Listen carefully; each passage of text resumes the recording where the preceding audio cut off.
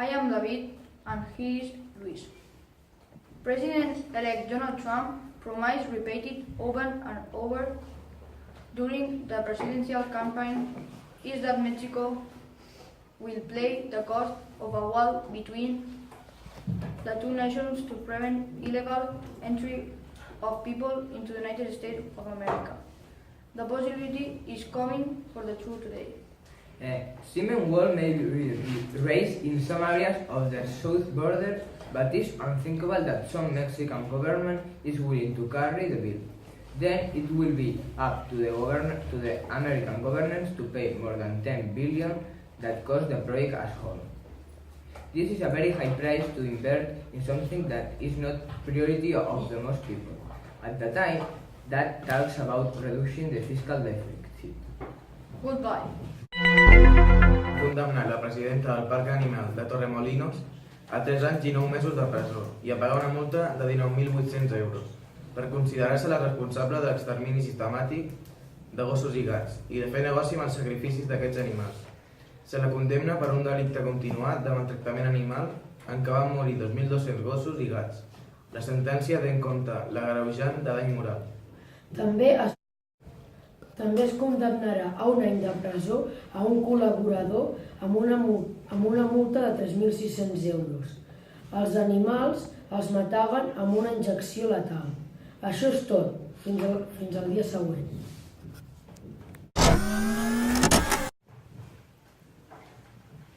Nosotras somos la Laia y la Alba y os vamos a presentar la noticia. Rajoy y Rivera se reúnen durante 3 horas en la Moncloa. El presidente del gobierno, Mariano Rajoy, y el líder de Ciudadanos, Albert Rivera, se reunieron a última hora del lunes en la Moncloa. Según han confirmado a la agencia EFE fuentes del PP y Ciudadanos, ambos dirigentes mantuvieron una cena, que se prolongó durante 3 horas, acompañados por sus respectivos equipos negociadores que cerraron el pasado verano el pacto de la investidura. La cita no tuvo un objetivo concreto, más que el encuentro en sí mismo, según fuentes populares que han señalado también que fue una cena distinguida para cuidar las relaciones. Fuentes de Ciudadanos aseguran que la reunión entre los dos equipos estaba pendiente desde hacía tiempo y que se desarrolló un ambiente distendido e informal. El encuentro se produce coincidiendo en la reaparición en la cena pública del expresidente José María Aznar, que precisamente afeó el lunes a Rajoy y sus pactos con Ciudadanos y PSOE. No era para nada en concreto, pero era para todo.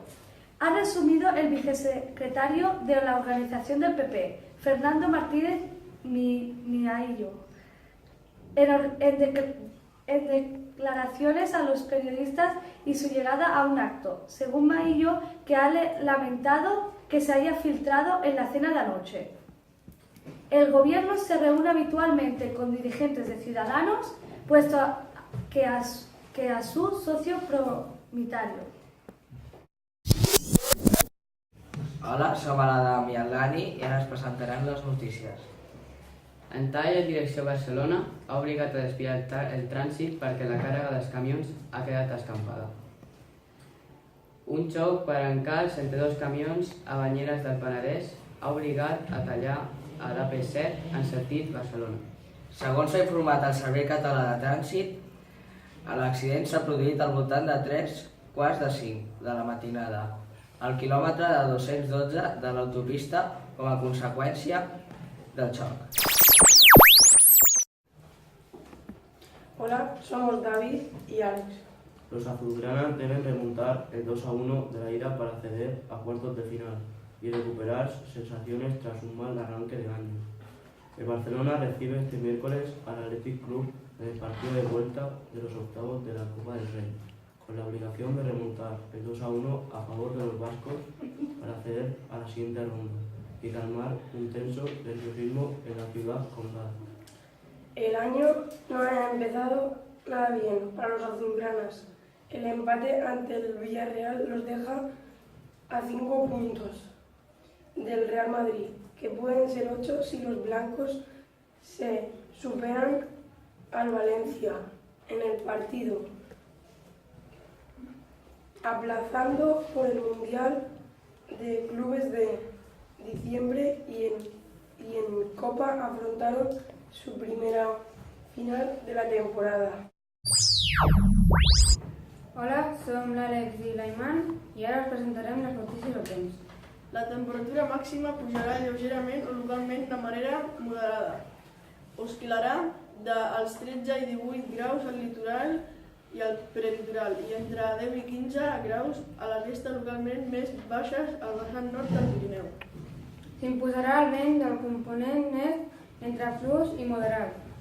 Si bé a l'interior del quadrant nord-est continuarà fluix i variable, mentre que el litoral nord girarà a component sud, fluix amb cops moderats. Fins aquí les notícies d'avui. Hola, soc Lian, el Germán i us fem les notícies del temps. Cel serè o poc ennubulat per bandes de núvols alts i mitjans fins al migdia. A partir de llavors la nuvolositat augmentarà per nord i l'oest del país, fins a deixar el cel molt ennubulat arreu del final del dia.